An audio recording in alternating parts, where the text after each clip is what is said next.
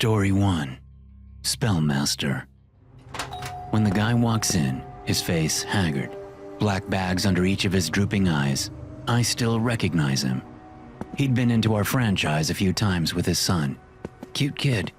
Seemed like he had learning issues. I don't know. "Welcome to Radio Shack. How can I assist you today?" I ask from behind the counter. The guy, the father, looks up from his shoegazing and nearly pierces me to the wall with a look in his eyes. "I need help," he says. "Great. What can I help you with?" The muscles next to his left eye twitch, and his whole body tenses for a moment. Then he relaxes, but only slightly, and he walks all the way to the front counter.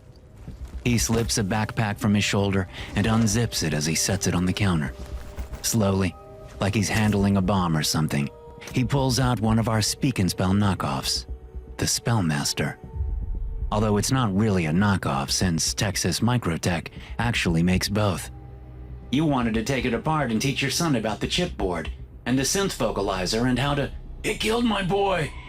He plops the red and orange plastic electronic toy onto the counter and roughly shoves it at me, either no longer afraid of the thing or upset enough that he doesn't care.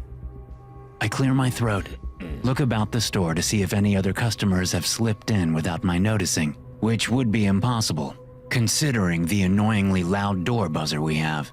Then I return my attention to the guy. "I'm sorry, but did you say this killed your son?" I ask, keeping my hands free of the toy. "Yeah, it's possessed, and it talked him into doing something bad. Very bad. It killed him, and you're going to make it right." A lump forms in my throat. "Sir, this is a toy. You play spelling games on it, and yes, this model can be disassembled in order to study the components, but I believe I warned against that when you purchased it." His eyes bore into me. I doubt he's slept in days. He looks like it, and smells like it. He just stands there, staring at me. I shuffle uncomfortably. I'm sorry to hear about your son, but I'm just a clerk here. I want to speak to the manager." "He's out for the rest of the day. Just me, I'm afraid." "I want to speak to corporate." "We're a franchise, sir." "Then get me the goddamn owner!" The manager is the owner. And like I said, he's out today." The man shakes with frustration and rage. I put my hand under the counter, ready to trigger the alarm if needed. Then his whole body deflates. He leans heavily on the counter. His eyes finally leave me and go to the toy. A Spellmaster is orange and red, just like the more popular Speak and Spell. It has a large handle at the top, a monochrome LCD screen below that, and a full keypad below that. There are close to a dozen word-based games you can play on it, or it can be used as a spell checker or even a calculator.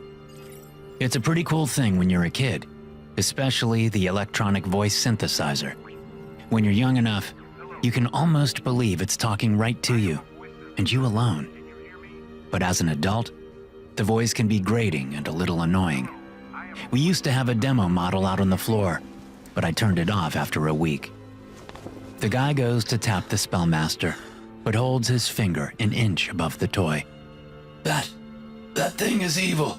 You sold it to me. Tell me how to get my son back." "Back? I thought he was dead?" I hold up my hands in apology. Not to sound rude or anything. "He is dead, or might as well be. What speaks out of him now isn't my boy." His finger finally drops, and he pushes hard against the Spellmaster. "It's this. This speaks out of him now." I'm not sure what to say, so I grab up the toy, flip it over, and reach for the power switch. "Well, okay. Let's have a look." The guy grabs my arm and grips me tight. "Are you mad? Don't turn it on!" Sir, I can't diagnose the problem if I can't turn it on." "I told you the goddamn problem! It has my son!" "Yes, well, like I said, sir, I'm just a clerk. This may be an issue for the police." He barks a harsh laugh. "The cops? They don't care. They think I'm nuts." I don't comment. What I do is lock eyes with the man and lean in close. "Sir, what do you expect me to do here?" You realize that what you're saying isn't exactly normal, right? He leans into my lean-in and asks, "Did you know?" "Know what, sir?" "What it would do." "And what did it do?" I'm still a little in the dark. "It took his soul." I sigh, then shake my head. No, sir. I didn't know. That's a little outside what we handle here at Radio Shack. You might want to speak to a priest or pastor about that sort of stuff. We're just an electronics store." His lip curls, and he scoffs at me, pushing away from the counter. "So, you're not gonna help me?" "I'm not sure how I can, sir. I am sorry." "Then give me a refund. I want my money back, and I want to be done with this thing forever."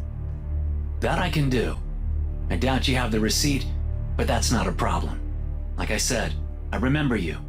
We do have a 10% restocking fee, but I'll waive that. Is cash all right? Or would you prefer store credit?" "I'm never coming back here again." "Cash it is." I leave the toy there on the counter and go to the register. After pulling out his refund amount, I count it out for him and hand him the spare change with the bills. "I am sorry to hear about your son, sir. I hope things work out." He snorts, snatches the cash from me, and storms out of the store, nearly knocking the door off its hinges as he leaves. I wait a few moments, just in case he comes back. When he doesn't, and no one else comes into the store, I hurry to the door and lock it. Then I hurry back to the counter and grab my mini screwdriver set. Opening the back, I set the molded plastic aside and look at the electronics inside. Well, that's not true. I don't care about the electronics. It's the glass vial with the swirling blue and white liquid inside it that matters. I find my gloves under the counter, pull them on, then carefully extract the vial from the two clamps holding it steady. I set the vial to the side, fetch an empty from under the counter, and place the empty between the clamps. Then I screw the back on the toy and smile at the swirling vial sitting on the counter. Then I pick it up. Like I am holding nitroglycerin, I slowly walk to the office door and give it a tap with my toe. "Sir, are you in there?" "Enter," a deep voice says. I hold the vial in one hand and open the door with the other. I try not to gag on the sulfur smell and extend my hand with the vial into the room. "Here you go, sir. Fresh and ready."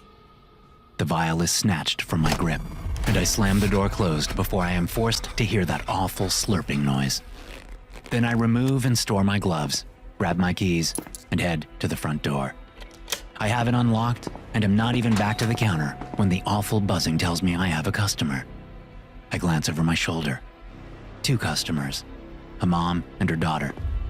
"Welcome to Radio Shack. How may I assist you today?" I ask, now back behind the counter. Yes, thank you," the mom says. "I am looking for something educational for my daughter. All the video games these days are nothing but violence, and they don't make anything age-appropriate either. Do you have an electronic toy that isn't a gosh darn video game? Something that might actually teach my daughter?" I look down at the spellmaster on the counter. "Well, ma'am, you're in luck. I just happen to have what you are looking for right here. Have you heard of a spellmaster?" Allow me to ruin the mood for just a second. You know that store-bought coffee sitting in your kitchen? It was roasted months ago, and every day it gets a little more lifeless. No Sleep Coffee is different. We use specialty grade beans, roast them to order, and ship them out fast. So what hits your cup is bold, rich, and terrifyingly fresh. Stop settling for stale coffee. Head to nosleepcoffee.com and grab a bag roasted just days before it reaches your door. Be sure to use promo code NOSLEEP20 to get 20% off your first order. That's nosleepcoffee.com, promo code NOSLEEP20. Story 2. Best Buddy. I yank my hand back and stick my thumb in my mouth as I drop the soldering iron on the table, having burnt the crap out of myself. Again. "Son of a bitch," I growl as the pain starts to dissipate. Pulling my thumb from my mouth, I glare down at the quickly forming blister. Crap. I sigh and look up at the ceiling, pushing back from my workbench. I'm getting real tired of this. I unplug my soldering iron and tidy up the mess I've made these past few hours out in the garage. Then I glance at my watch. Still got time, I say, and walk over to the wall, clicking the garage door opener. As the big door slowly slides up, I open the door into our kitchen, reach in, and grab my car keys and wallet from the basket on the kitchen counter. Hey, hon, I'm going to Radio Shack. Be right back. Are they even open? My wife calls back from somewhere in the house. They close in 30 minutes. I've got time. Drive safe. Will do. I get in my car, start up the engine, and reverse out of the garage, smacking the button on the remote on my sun visor. The street is dark and quiet as I back out. I quickly turn the wheel, then aim the car toward the highway with all of the strip malls. Traffic is light, and I make it there in 10 minutes, and that's without speeding, which I'm kind of proud of. There's a chill wind blowing when I get out of the car and hurry to the shop's front door. The door chime is a horrible electronics scale of garbled notes, and I cringe as it fills the store. Welcome to Radio Shack. How may I assist you? A clerk asks from the front counter, where it looks like he's fiddling with one of those speak and spell toys. Yeah. I'm sick of burning myself and knocking everything off my workbench, I say as I approach the counter. The clerk looks up, smiles, then casually sets the speak and spell under the counter. That sounds like quite the problem. What are you looking for exactly? I don't know. A caddy? Something that can organize all of my tools and parts and components, but not be cumbersome and in the way. I've seen all those tackle boxes and small tool chests some folks use, and they're just too big and clunky. My wife is already annoyed that I take up the entire workbench with my projects. Got a lot of projects, do you? A good amount, yes. I like to keep busy. I'm retired. Oh, is that so? What did you used to do? Law enforcement. I was a cop for 30 years. The usual happens. The clerk's entire demeanor changes even though he tries to hide it. I laugh and hold up my hands. Retired, so don't panic. I don't care if you and your buddies are smoking dope in the back office or whatever. He looks over his shoulder at the single door behind the counter. Then he looks back at me. Yes, dope. Well, none of that here, sir. Not to worry. I believe him. Like I believe a drunk when he says that he can drive home just fine. Although I'm not catching any whiff of reefer. I do smell rotten eggs, but there's nothing illegal about an egg sandwich. Probably not the best customer service idea to let that smell leak out into the rest of the store. But these guys are all minimum wage slaves, so I ain't gonna bust this guy's balls about it. So, a caddy? I ask. The clerk nods and gestures to the aisle to my left. You don't need a caddy, sir. I follow him over to the aisle, and we walk halfway down before he stops in front of an almost empty shelf. There's a single box on the shelf. That's it. You need a buddy, he says with a grand gesture like he's revealed some amazing secret. A bench buddy. I stare at the box. It's about 2 feet high and 2 feet wide. The image on the cover is a small robot with 1 trillion arms, all doing something at once. I read the fine print, and the actual item inside the box only has 2 arms, not 1 trillion. I'm not sure how this will help me. I really just need something to keep me organized, not a fancy toy. Oh, Bench Buddy is no toy, I can guarantee that, sir. It's a computer-programmed assistant that can not only maintain the tidiness of your workspace, but also assist you with your projects. It responds to over 1,000 voice commands. It can do everything from fetch you specific tools, to holding something in place, to breaking down old items for spare parts. Spare parts? You mean this thing can take apart a radio or TV and sort out each electronic component? Oh, for sure. It can do that and a whole lot more. The clerk pats the box. It can even be a friend. I've heard retirement can get a little lonely. Not for me. I have my lovely wife. Oh, is that so? Wonderful. She'll love the Bench Buddy too. It even has settings for household chores like washing dishes or running the vacuum. I bet your wife hates dusting, yeah?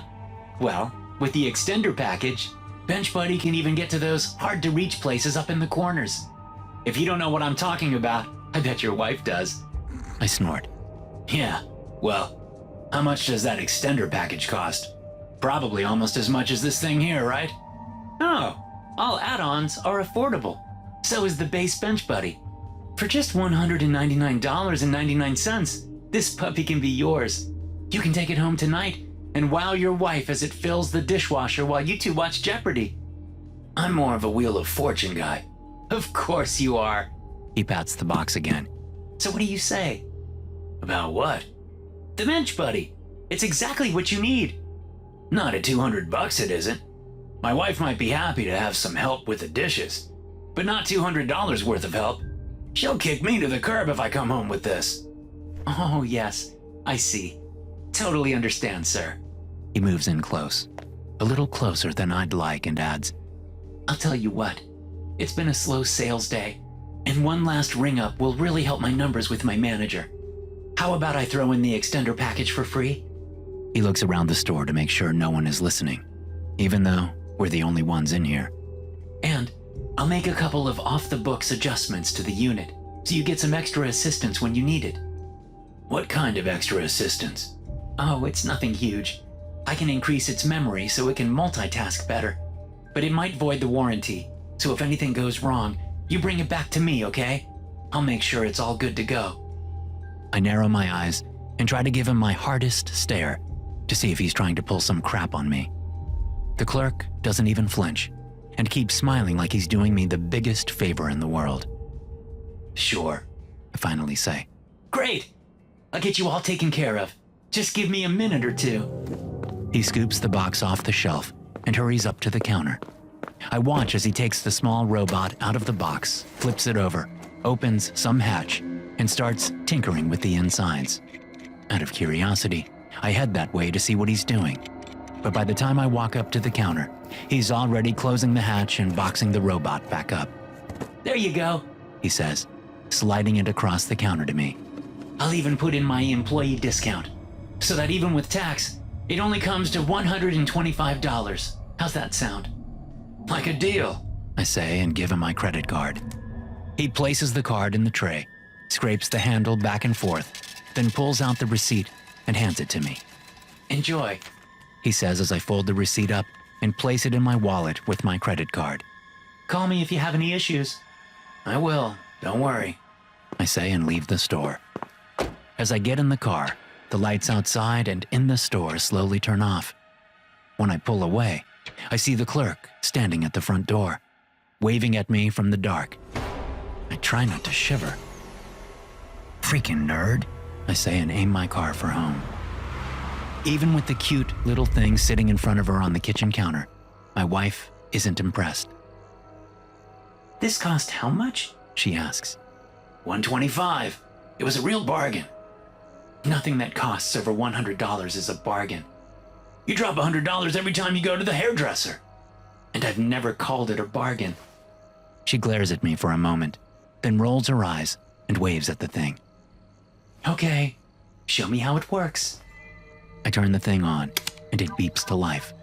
Its empty plastic orbs fill with bright light, like its eyes have come to life. Hello, I am your bench buddy. Please state your names. It says in a high-pitched electronic voice. I'm Carl, I say.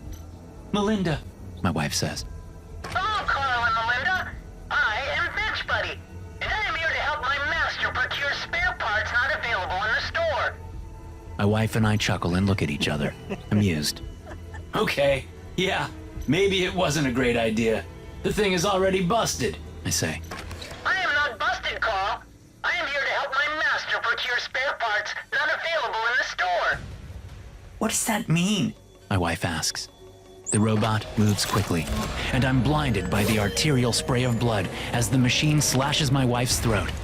I wipe the blood away and start to scream, but my voice is cut off as my own throat is slashed. Pain and confusion fill my entire being, and I collapse onto the floor next to my dying, gasping wife. Above me, as my sight grows dim, I see the robot at the end of the counter, peering down. Extender package missing. Additional components will be harvested.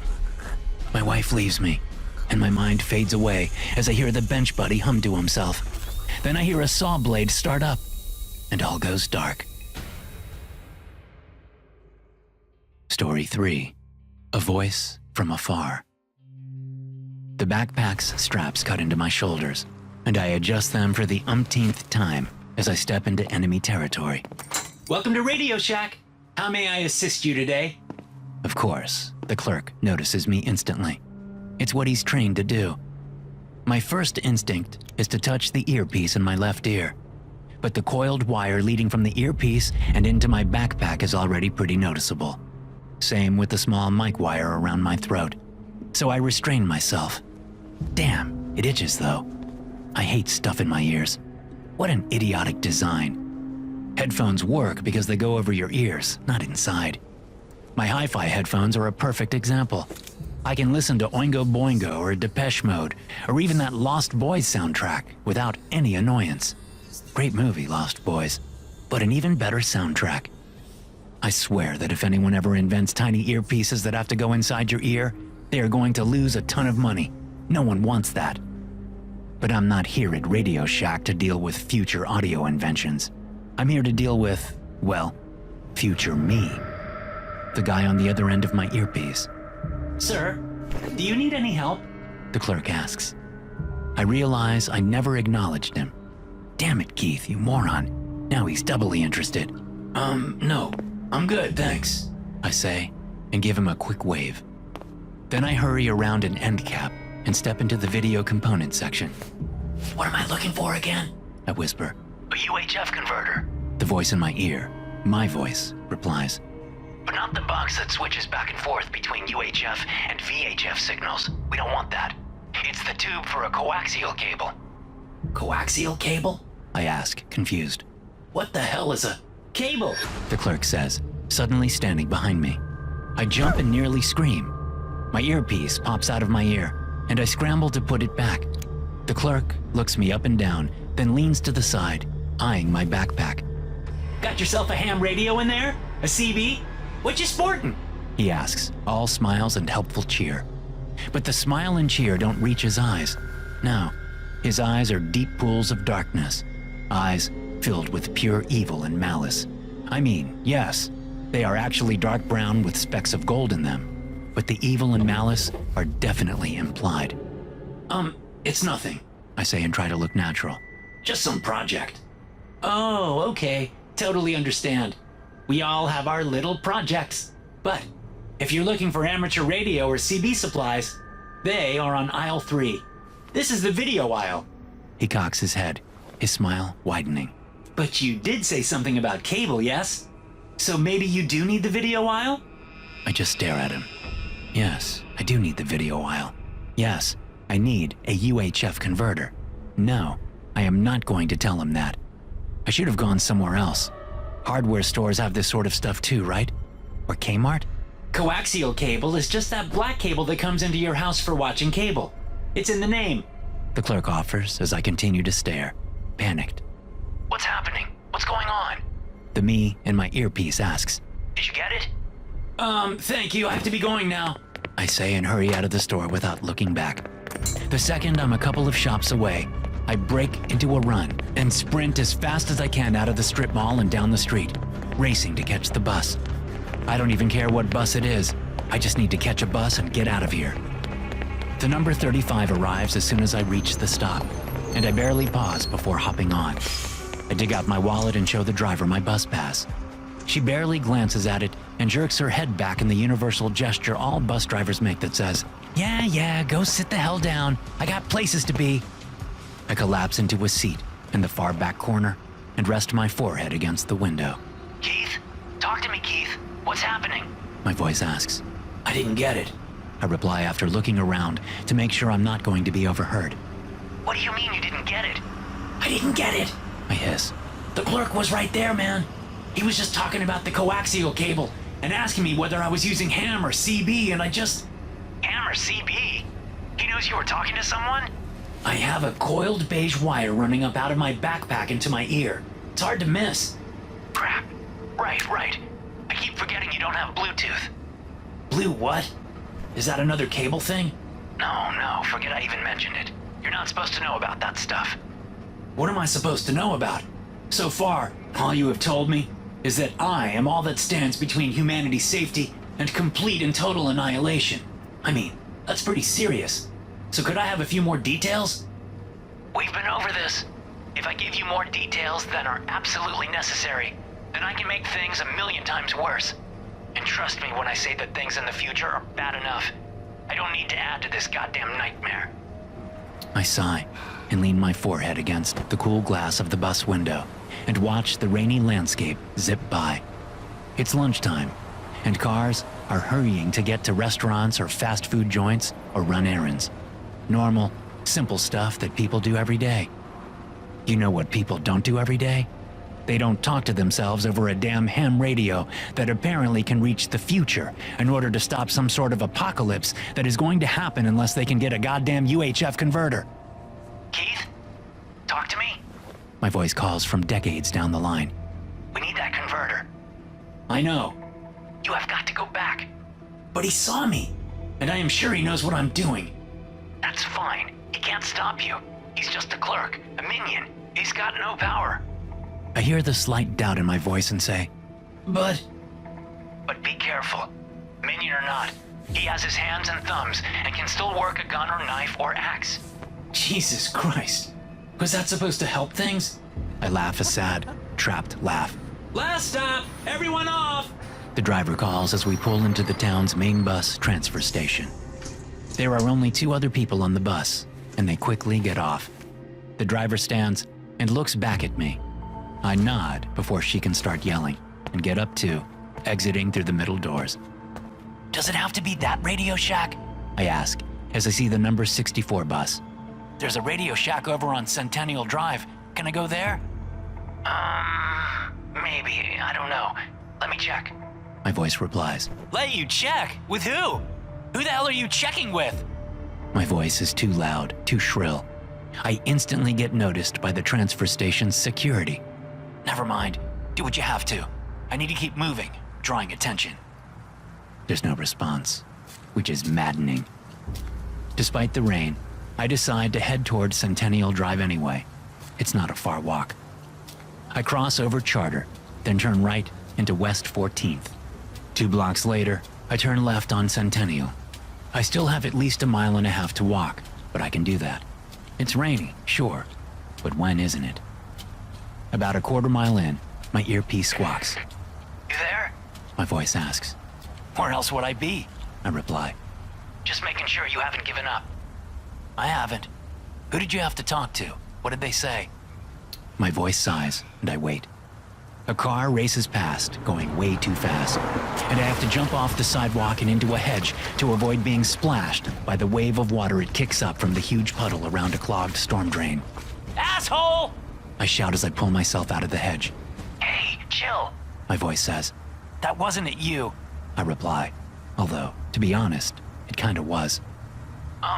So I conferred with the others, and they think you can get the part at the Centennial Radio Shack. Just be careful, all right? Act normal if anything is off. Like what? I can't say. Great. I keep walking, my shoulders bunched up to my ears as the rain continues to fall. When I reach the Centennial Radio Shack, I'm soaked. I shake off as much as I can before I go inside. Then I step into the store and head straight for the video aisle. Welcome to Radio Shack. How may I assist you? The clerk calls out. I freeze in my tracks. I know that voice. It's the same voice as the other clerk. But that's crazy. Of course, I am talking to myself over a time-traveling ham radio, so maybe I shouldn't judge crazy. I peek around the shelving and confirm that it is the same clerk as the other store.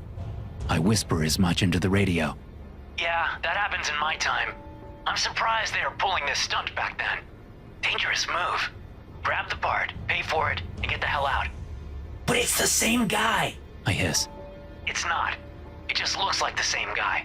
They're connected, yeah, sort of like us, but they aren't the same. He can't stop you. I search the shelf and find a package with a 2-inch long tube or rod or whatever inside. It has threads on each end so that a cable can be screwed onto both sides. I grab the package and try to act casual as I walk up to the counter. UHF converter, eh? The clerk asks, taking the package as he rings it up. $4.99. I hand him a 5. He hands me a penny and the package. Need a bag? He asks. Nope. I'm good, thanks, I say and grab the package, then hurry to the front door. As my hand hits the handle, the clerk calls out, "Oh, and good luck saving the world! Too bad you will all lose!"